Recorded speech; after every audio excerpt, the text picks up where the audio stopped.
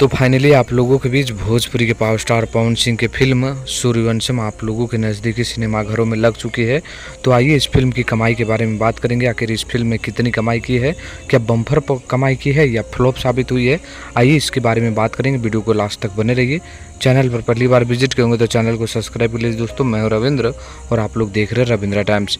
सूर्यवंशम एक शानदार फिल्म जो पवन सिंह की अपकमिंग काफ़ी नामी गिरामी था और आप लोगों ने इस फिल्म के ट्रेलर को भी प्यार दिया।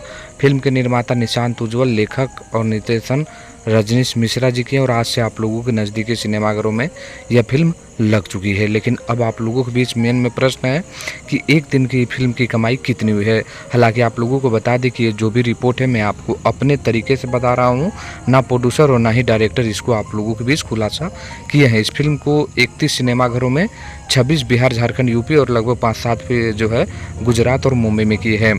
तो मुझे अनुमानित लग रहा है कि यह फिल्म एक दिन में लगभग 5 से 7 लाख की कमाई की है। जी हाँ दोस्तों, जहाँ तक मुझे मालूम चल रहा है, और ये ऑफिशियल नहीं है, ये मैं अपने आप की तरफ से बता रहा हूँ। आपको कितना लगता है कि यह फिल्म एक दिन में कितना कमाई किया होगा?